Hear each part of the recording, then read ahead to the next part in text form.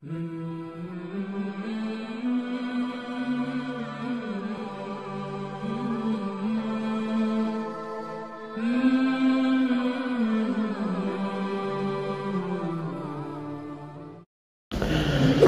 मोहतरम व हाज़रीन गिरामी, रब ताला की हम्दो सना और नबी रहमत सल्लल्लाहु अलैहि वालिहि वसल्लम पर ला तदाद दुरूद व सलाम के बाद, सामीन मुकर्रम, रब ताला ने इंसान को अपनी ख्वाहिशात और अपने रवैयों को बेहतर रखने का हुक्म दिया है। जिस बंदे की ख्वाहिशात बिगड़ जाती हैं, बिगड़ती बिगड़ती उसे उस राह पर ले जाती हैं जिस राह पर अल्लाह की अबदी नाराज़गी उसे हासिल हो जाती है, जहन्नुम के गड़े तक जा गिरता है। और ख्वाहिशात अगर इंसान अपनी संवार ले तो सवरती सवरती इस हद तक इंसान को ले जाती हैं कि अल्लाह का महबूब बंदा बना देती हैं। इसलिए अपनी ख्वाहिशात पर, अपने अखलाक पर, अपने रवैयों पर इंसान को पूरा कंट्रोल होना चाहिए कि ये जो मेरे दिल में ख्वाहिश उभर रही है, ये जो मेरे अमल से बात वाज़ी हो रही है, क्या ये मेरे रब, मेरे मालिक को पसंद है या नापसंद है। जिसका कोई मालिक होता है वो तो करता है एहतियात हर मामले में, हर काम में, हर रवैये में। भगोड़ा वो होता है जिसका कोई मालिक नहीं होता। हम मुसलमान हैं, हमारा मालिक हमारा रब है। क़यामत के दिन उसने हमसे हिसाब लेना है। आमाले सालिया पर राजी होगा तो जजा देगा, बुरे अमाल को चाहेगा तो बख्श देगा, चाहेगा तो पकड़ लेगा।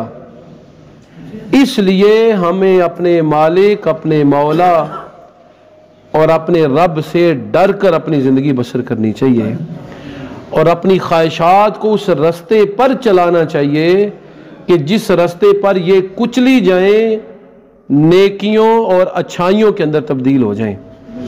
अपने आप को जानवरों के रास्ते पर नहीं चलाना चाहिए कि ख्वाहिशात के अंदर इंसान दनसा हुआ हो, उसे रब, अपने आका, अपने पैगंबर, अपनी किताब, अपने दीन, अपनी शरीयत का कुछ पता ही ना हो। ख्वाहिशात में से, बुरे रवैयों में से एक रवैया तकब्बुर का रवैया है जो इंसान को जलीलो खार करके रख देता है।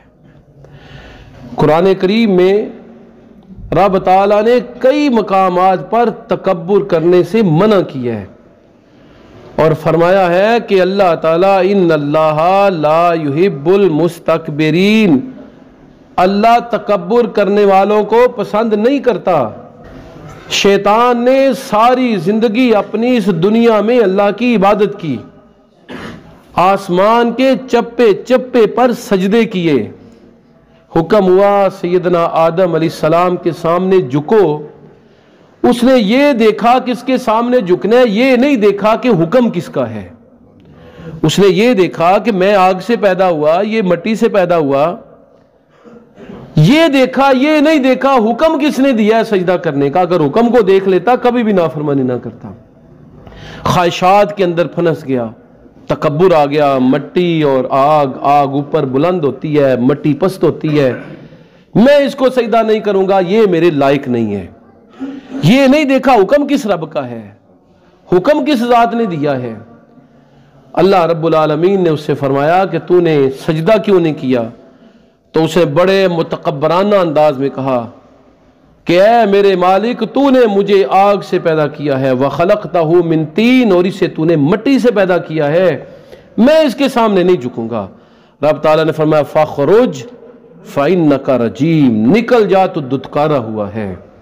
दूसरी जगह पर फरमाया फ़ख़रुज मिन्हा, यहां से निकल जा, तेरे ये लायक नहीं है अंत तकब्बर फ़ीहा, कि तू मेरी जन्नत में रह के तकब्बुर करे। फ़ख़रुज मिन्हा, तू यहां से निकल जा, तेरे ये लायक नहीं अंत तकब्बर फीहा कि तू मेरी जन्नत में रहकर तकब्बुर करे। फ़इन्नका रजीम, तो दुत्कारा हुआ है। वइन्नका मिनस सागिरीन, तू बेशक ज़लीलो खारों में से है। तो जिल्लत उसका मुकद्दर बनती है जो भी तकब्बुर करता है। अना का मसला नहीं बनाना चाहिए, तकब्बुर और गुरूर में नहीं आना चाहिए। अल्लाह माल दे, इज्जत व आबरू दे, वक़ार दे, बड़ा ख़ानदान दे, किसी पोजीशन पर इंसान आ जाए, उसे चाहिए अपनी असलियत को याद रखे। जो बंदे आपे से बाहर हो जाते हैं फिर जिल्लत और खारी उनका मुकद्दर होती है। नबी रहमत सल्लल्लाहु तबारक व तआला अलैहि वसल्लम इतने आजिज़ी पसंद थे कि खातमुन नबीयीन होने के बावजूद, महबूबे किबरिया होने के बावजूद, बिलाल अबशी जैसे उस जमाने के अंदर जिनको गुलाम समझा कहा खरीदा जाता था, उनके साथ बैठकर भी खाना तनावुल फरमा लिया करते थे। ये रसूल अकरम की आजिज़ी थी, ये रसूल अकरम सल्लल्लाहु अलैहि वसल्लम की इंसानियत के साथ मोहब्बत थी। बिलाल अबशी के साथ भी हुजूर बिल्कुल बराबर का बैठ जाया करते थे। और सहाबा इकराम फरमाते हैं बाहर से आने वाला पहचान ही नहीं पाता था कि इस जमात के अंदर बैठने वाली हस्ती मोहम्मद रसूलुल्लाह सल्लल्लाहु अलैहि वसल्लम कौन है। बिल्कुल हुजूर सहाबा के साथ मिलकर बैठ जाया करते थे। रसूल अकरम सल्लल्लाहु अलैहि वसल्लम ने हमेशा तकब्बुर की नफी की है।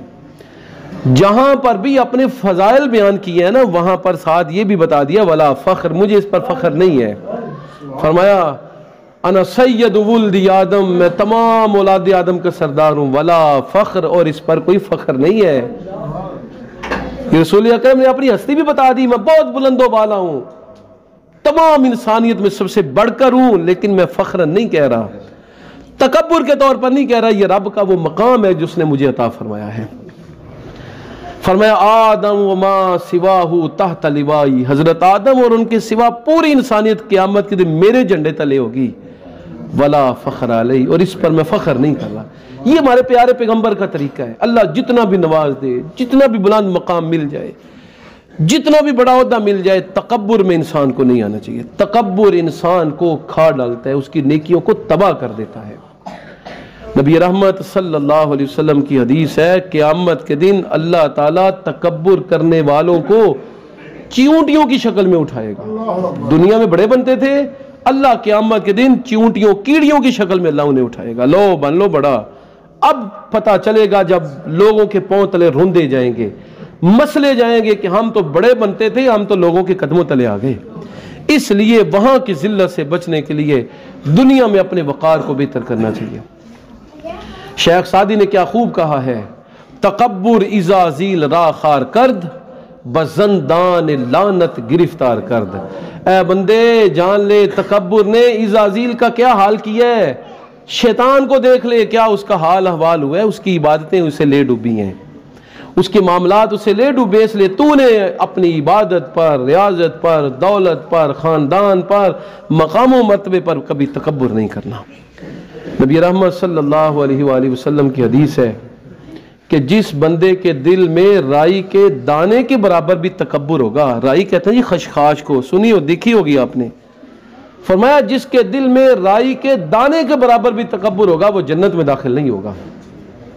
एक सहाबी रसूल सल्लल्लाहु अलैहि वसल्लम ने अर्ज किया, या नबी अल्लाह, मैं चाहता हूं मेरा जूता भी अच्छा हो, मेरा लिबास भी अच्छा हो। आपने फरमाया कि जूते और लिबास का अच्छा होना तकब्बुर नहीं है। इन्नल्लाह जमीलुन युहिब्बुल जमाल, अल्लाह खूबसूरत है, खूबसूरती को पसंद करता है। तकब्बुर ये है कि तू हक बात का इनकार करे और जो लोगों को अपने से घटिया समझे। अब हर वो बंदा जो हक बात का इनकार करता है और लोगों को अपने से घटिया समझता है, समझ ले कि वो मुतकब्बिर है, अगरचे वो तकब्बुर का इजहार नहीं भी करता। दरअसल तकब्बुर एक रवैये का नाम है, तकब्बुर एक बद अखलाकी का नाम है। और रसूल रहमत ने फरमाया, क्या मैं तुम्हें ना बताऊं कि एक ऐसा बंदा है जो अल्लाह को इंतहाई नापसंद है। साहबा ने अर्ज़ किया, या नबी अल्लाह जरूर बताएं। फरमाया वो मांगने वाला जो हाथ फैला के मांगता भी है और तकब्बुर भी करता है, पल्ले भी कुछ नहीं है फिर भी तकब्बुर करता, अल्लाह को इंतहाई नापसंद है। और सैयदना अली अल मुर्तज़ा रज़ियल्लाहु ताला अन्हु का इरशाद ग्रामी है कि ऐ बंदे तकब्बुर क्यों करता है, देख के अल्लाह ने तेरी तख्लीक किस चीज से की है। अगर बंदा अपनी तख्लीक को पहचान ले कि किस चीज से अल्लाह ने उसे तख्लीक किया है, वो कभी भी तकब्बुर ना करे। नबी रहमत सल्लल्लाहु अलैहि वसल्लम का इरशाद आलिशान है कि जब क़यामत के दिन रब ताला सारी दुनिया को नेस्तो नाबूद कर देगा, इज़राइल लोगों की जान कब्ज़ करने वालों की जान भी कब्ज़ हो जाएगी। उस वक्त रब ताला फरमाएगा लिमानिल मुल्क अल यौम, आज बादशाही किसकी है। कोई बोलने वाला नहीं बोलेगा, जवाब देने वाला जवाब नहीं दे सकेगा। तो रब ताला फरमाएगा लिमानिल मुल्क, आज बादशाही किसकी है। ऐनल जब्बारून, वो बड़े बनने वाले सरदार कहाँ पर हैं। ऐनल मुतकब्बिरून, वो तकब्बुर करने वाले कहाँ पर हैं। फिर खुद ही फरमाएगा लिल्लाहिल वाहिदिल कहार, आज बादशाही अल्लाह वाहिद कहार की है। जवाब देने वाला कोई होगा ही नहीं, जवाब क्या देगा। तो ये है जी इंसान की सूरत हाल। इंसान को कभी भी अपने ओहदे पे, अपने माल पे, ख़ानदान पे, खूबसूरती पे, बड़ा ख़ानदान है, ज़्यादा माल है, ज़्यादा ताल्लुकात हैं, इन पे तकब्बुर नहीं करना चाहिए। जो बंदा अपने आप को तकब्बुर से बचा लेता है, आजिज़ी में लेके आता है, रब ताला को उस पर इनाम सुने। रसूल रहमत सल्लल्लाहु अलैहि वसल्लम ने फरमाया कि जो बंदा अच्छा पहनावा पहन सकता है, महंगे से महंगा लिबास पहन सकता है, लेकिन इसलिए नहीं पहनता कि कहीं मुझ में तकब्बुर ना आ जाए, अल्लाह ताला उसे जन्नती लिख देता है। इसलिए नहीं पहनता कि कहीं तकब्बुर ना आ जाए। बाज़ लोगों के अंदर सलाहियत भी होती है, अहलियत भी होती है, माल भी होता है, लेकिन उनका खाना पीना बिल्कुल सादा सादा होता है। उन लोगों को हुज़ूर ने खुशखबरी दी है कि जो बंदा अच्छा लिबास पहन सकता है, अच्छा जूता पहन सकता है, अच्छा मियारे जिंदगी रख सकता है अपना, फिर भी वो आजिज़ी के तौर पर आम सादा सा लिबास पहनता है कि कहीं मुझे तकब्बुर की फटक ना लग जाए, कहीं मैं बहक ना जाऊं, अपने अखलाक की हिफाजत के लिए सादा जिंदगी बसर करता है। तो रसूल रहमत फरमाते हैं अल्लाह इस अमल की वजह से उसे जन्नती लिख देता है। और जो आदमी तकब्बुर का मुजाहरा करता है, कारून का किस्सा तो आपने सुना होगा। कारून सैयदना मूसा अलैहिस्सलाम का करीबी रिश्तेदार था। दुनिया में सबसे बड़ा दौलतमंद वही गुजरा है पूरी दुनिया में। आप तारीख़ अक़वाम आलम उठा के देख लीजिए कि रईस लोगों में साबका अक़वाम के अंदर सबसे बड़ा रईस और सखी वही था, सबसे बड़ा रईस वही था। शरीयत मूसवी में हुक्म था, हमें तो अल्लाह ने आसान आसान हुक्म दिए है ना। रोज़े के बारे में फरमाया सहरी तक खा लो और साथ ही गुरूब आफ्ताब की अफ्तार कर लो। पहली कौमों को हुक्म दिया रात को ही खाना है, बिल्कुल जब सूरज गुरूब हो जाए, अंधेरा छा जाए तब खाना है, और यही तुम्हारा सहरी है और यही तुम्हारी इफ्तारी भी है, साथ ही रोज़ा शुरू। नमाजों के हवाले से उनको हुक्म दिया गया, हमें तो सिर्फ जुमे के दिन हुक्म है ना, जुमा पढ़ो, बाकी फ़र्ज नमाज बस काफ़ी। उनको हुक्म था जुमे के दिन सुबह से लेके सूरज के गुरूब होने तक पल भर भी दुनियावी काम नहीं करना, हर वक्त जिक्र फिक्र में और अपनी इबादत गाहों में रहना है। जब उन्होंने जुमे के बारे में कहा हमें जुमा पसंद नहीं, हफ्ता ये इतवार दिया गया शरीयत में मूसवी में, इतवार और एक में हफ्ता, तो उनको यही हुक्म था पूरा दिन इबादत में गुजारना है। हमें अल्लाह ने आसान हुक्म दिया कि 5 वक्ता नमाज, बस यही तुम्हारे लिए जिक्र काफ़ी है, बाकी इजाफी करो, जिक्र अज़कार नफली नमाज पढ़ो, तुम्हारा अपनी मर्जी है। इसी तरह शरीयत मूसवी के अंदर ज़कात के बारे में 40% हुक्म था कि 100 में 40 रुपये ज़कात देनी है। यहाँ 2.5 रुपये देना मुश्किल है और ख्वाहिशात दबती नहीं है, माल निकलता नहीं है, मुश्किल हो जाती है। अल्लाह ने हमें बिल्कुल आसान हुक्म दिया है। और ज़कात के मसले को समझने के लिए इस मसले को समझ लेना चाहिए कि आप किन्नो खाते हैं तो उसका छिलका उतार के फेंक देते हैं। अगर उसको तोला जाए तो जितना किनो होता है उसका कम अज़ कम 5वां 6ठा हिस्सा वो भी होता है। अनार खाएं छिलके उतार के फेंक देते हैं, खजूर खाएं उसकी गुठली फेंक देते हैं, अगर उसको तोला जाए तो 10-20% से भी ज़्यादा होता है। जबकि ज़कात अल्लाह ने कुल माल का सिर्फ 2.5% हिस्सा बताया है, और उशर जो है वो कुल माल का खुद पानी लगाते हैं तो 20वां हिस्सा बताया है। शरीयत मूसवी में 40% था। कारून को हज़रत मूसा अलैहिस्सलाम ने हुक्म रब्बानी पहुंचाया कि 40% ज़कात है तो उसको अदा करो। उसने हिसाब लगाया। कुरान करीम में अल्लाह ताला फरमाता है कि उसके खजानों की चाबियां एक जमात उठाया करती थी, एक जमात। खजानों की जो चाबियां थी, खजाने कितने होंगे हिसाब ही नहीं है। उन खजानों को बंद जिन कमरों में किया जाता था उनको एक एक कमरे को एक एक ताला लगता था, एक एक ताले की इतनी चाबियां थी, इतने ताले लगे हुए थे, इतने कमरे थे खजाने के भरे, एक जमात उठाती थी। एक बंदा आपको पता है 1000-2000 चाबियां तो ऐसे उठा लेता है ना, कितने को चाबी का वजन होता है। एक जमात चाबियां उठाया करती थी, बेताशा दौलत थी उसके पास।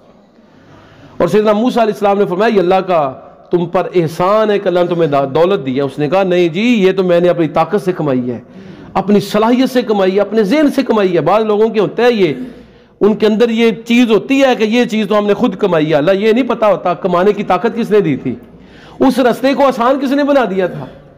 अल्लाह ने करोड़ों दिए तो अल्लाह दूसरे को भी दे सकता, तुझे क्यों दिया? तुझ पर खास करम उसने फरमाया कि तेरे लिए उसने आसानियां कर दी। अब तेरा फर्ज बनता है कि मखलूक को भी अता कर और अपने घर बार वालों को पर भी ये नेमत को जो उसको निछावर कर। उसने कहा जी मैंने अपनी सलाहियत से कमाया माल, अपने ज़हन की सलाहियत से मैंने दौलत कमाई, अपने इल्म के बलबोते पर मैंने ये सब कुछ कमाया है, अपनी कारीगरी की वजह से मैंने ये सब कुछ कमाया है। हज़रत मूसा अलैहिस्सलाम और अल्लाह इस बात से नाराज़ हो गए। हुक्म हुआ 40% ज़कात दो। उसने कहा ये तो टैक्स है, आप तो मेरी दौलत छीनना चाहते हैं। हिसाब जब लगाया कि इतना माल होगा और उसमें से मैं 40% दे दूंगा तो मेरे पास 60% रहेगा, आधी आधी दौलत रह जाएगी। उसने इनकार कर दिया। एक बात उसकी ये अल्लाह को नापसंद हुई, दूसरा बात उसने अपने आप पर मान किया, ये अल्लाह को नापसंद हुआ, और तीसरा तकब्बुर उसके अंदर था। घोड़ा सवारों को लेके, ऊंट सवारों को लेके पूरी फौज अपने साथ रखता था, मुलाजमों की, मुहाफिजों की, अच्छा लिबास, जर्क बर्क लिबास, अच्छा जूता पहन के अच्छी सवारी पर सवार होके निकल रहा था। सही तिरमिज़ी की हदीस में आता है कि रब ताला ने उसके तकब्बुर की वजह से उसे ज़ेरे ज़मीन दफन कर दिया। आज भी दफन होता चला जा रहा है और ज़मीन में घुसता चला जा रहा है। तकब्बुर के तौर पर निकला। लोग वाह वाह कर रहे थे बनी इसराइल के, कैसा आलीशान है, कैसा लिबास है, कितनी दौलत है, कैसा आलीशान बंदा है। अल्लाह ने 1 सेकंड में मिलिया मेट कर दिया। जमीन खुली, पूरे लश्कर समेत अंदर जा घुसा, और हदीस में अभी तक वो जमीन के अंदर दनसता चला जा रहा है। और आज जदीद साइंस भी इस बात को मानती है कि ज़ेरे ज़मीन एक ऐसा मकाम आता है कि जहां पर इंसान को या किसी भी चीज़ को डाल दिया जाए तो वो ऊपर नीचे होता रहता है। गहराई के अंदर एक ऐसा मकाम है। तो इस हदीस को साइंस भी दुरुस्त मानती है। रसूल अकरम फरमाया अभी तक दनसाया जा रहा है। तो ये इलाज होता है जी उन लोगों का जो अपनी ज़ात पर तकब्बुर करते हैं। मोमिन क्या करता है? मोमिन अपने रब के सामने झुका रहता है, रब की रज़ा पर राज़ी रहता है। तकब्बुर का जो ही बात लफ्ज़ ज़हन में आए फौरन शैतान का मामला उसके ज़हन में आ जाता है कि उसने तकब्बुर किया, ज़लील ख़ार हुआ, मुझे तकब्बुर लायक नहीं है।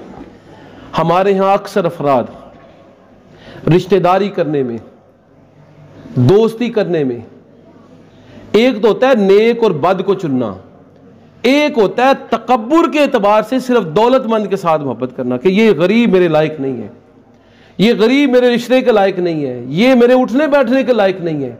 इसको वो अपना वक़ार, अपना स्टेटस समझते हैं। ये भी तकब्बुर ही है और सरासर तकब्बुर है। नबी रहमत सल्लल्लाहु अलैहि वसल्लम अमीरों गरीबों सब के साथ एक जैसा सलूक किया करते थे। रसूल रहमत आज़ादों और गुलामों के साथ एक जैसा सलूक किया करते थे। यही उसवे हसना आज हमें अपनाने की ज़रूरत है। तकब्बुर को छांट कर अपनी तबीयत से जुदा करें, आजिज़ी और इनकिसारी लेकर आएँ। रब ताला ने अपने नेक बंदों की सिफ़ात कुरान करीम में जहाँ पर बयान की हैं, वहाँ पर इबादुर रहमान का जिक्र करते हुए फरमाया कि रहमान के बंदे वो हैं अल्लज़ीना यमशौना अलल अर्दी हौना, वो ज़मीन पर आजिज़ी से चलते हैं, पैर मार मार के दबा के तकब्बुर के साथ नहीं चलते, अपनी गर्दनों को झुकाए रखते हैं। ये नेक लोगों की अल्लाह ने खासियत बयान की है। और कुरान करीम में सूरह लुकमान में अल्लाह ताला ने बड़ी बेहतरीन बात समझाने के लिए जो इंसान की बराह रास्त खोपड़ी के अंदर जा घुसे, फरमाया तकब्बुर करने वाले तो तकब्बुर करता है, क्या ज़मीन को और पस्त कर सकता है अपने तकब्बुर से, और पहाड़ों को और बुलंद कर सकता है? जब तू पहाड़ों को और बुलंद नहीं कर सकता और तेरे तकब्बुर से ज़मीन और पस्त नहीं हो सकती, फिर तेरे तकब्बुर का तेरे लिए वबाल ही है। ये तकब्बुर तेरे लिए फ़ायदेमंद नहीं है। कुरान करीम ने तकब्बुर की बड़ी जगह पर मज़म्मत की है और नबी रहमत सल्लल्लाहु अलैहि वसल्लम ने मज़म्मत करते हुए फरमाया, जिसके दिल में राई के दाने के बराबर भी तकब्बुर है वो ज़लील व ख़ार होगा। अबू जहल को हक बात से तकब्बुर ने रोका। आपने वाक़या सुना होगा कि उससे किसी ने पूछा कि तुम्हारे रिश्तेदार भतीजे के मुतालिक तुम्हारी क्या राय है सल्लल्लाहु अलैहि वसल्लम। उसने कहा मैं समझता हूँ सच्चा नबी है, झूठा नहीं है। कहा मानते कि? उन्हें कहा चुदराहट जाती है, ये जो स्टेटस वाला मामला है ये मेरा जाता है। कारून ने क्यों इनकार किया? तकब्बुर की वजह से। नमरूद, हामान, ये तमाम पूरी आप देखें बदनस्ल लोगों की पूरी लाइन देखें जिनका कुरान ने मुजम्मती बयान जिनके बारे में दिए हैं, उन तमाम लोगों के अंदर तकब्बुर पाया जाता था। तकब्बुर और हक का इनकार, दूसरों को घटिया समझना, खुद को आला समझना और हक बात का इनकार करना, ये तकब्बुर है। इसी बात से हमें बचना चाहिए। नबी रहमत सल्लल्लाहु अलैहि वसल्लम ने इसीलिए फरमाया कि अपनी तय बंद को टखनों से नीचे ना करो, ये तकब्बुर है। अल्लाह को ये बात सख्त नापसंद है। एक साहबी को देखा, उसके टखनों से नीचे तय बंद थी, तो आपने ऐसे अपनी दाढ़ी पकड़ी और कहा अल्लाह अल्लाह अल्लाह। उसने कहा अरबिला मेरी टांगे टेढ़ी हैं, मैंने इसलिए जरा कपड़ों से उनको डांप लिया है। फरमाया अल्लाह की तख्लीक शुदा हर चीज बेहतरीन होती है, तुम्हें हुक्म यह है कि अपने टखनों को नंगा रखो। एक हदीस में फरमाया तकब्बुर ये है कि इंसान अपने टखनों को डांपा रखे, टखनों को नंगा ना रखे। और साइंस भी कहती है कि बहुत सारी ऐसी एनर्जी है जो रोशनी से इंसान के टखने ऑब्जर्व करते हैं, लेते हैं और इंसान के जिस्म का वो हिस्सा बनती है। खुसूसन जो सूरज की शुआएं हैं वो टखनों के जरिए इंसान के जिस्म में हजम होती है, इंसान के जिस्म के अंदर आती हैं। जितने भी ये बायोलॉजी के टीचर हैं, फिजिक्स के टीचर हैं, जानने वाले हैं, वो इस बात की तस्दीक करेंगे। तो जब इंसान अपने टखनों को नंगा नहीं रखता ना, इसीलिए मर्द को हुक्म दिया टखने नंगे रखे, बल्कि मौजे अगर पहनने हैं तो हुक्म क्या दिया, एक दिन एक रात मुकीम, उसके बाद एक मरतबा जरूर पाँव नंगे करें। और अगर मुसाफिर है तो 3 दिन 3 रात एक मरतबा फिर उतार के पाँव दोबारा धोएं। टखनों तक जो है वो धोना इसीलिए लाजिम करा दिया कि इन पर शुआएं पड़ती रहें, दुलते रहें। ये इंसान की सेहत का राज भी है। और मैं मुजरबात पढ़ रहा था इमाम जलालुद्दीन सयूती के, उसमें लिखा था कि जिन लोगों के टखने नंगे रहते हैं वो लोग अक्ली एतबार से दूसरों से बेहतर होते हैं, मजबूत होते हैं जिस्मानी एतबार से। और जो लोग अपने टखनों को नंगा नहीं रखते, शलवार तहबंद ऊपर होता है, ज़हनी एतबार से भी जल्द कमज़ोर हो जाते हैं और आंखों की बिनाई पर भी इसका असर पड़ता है।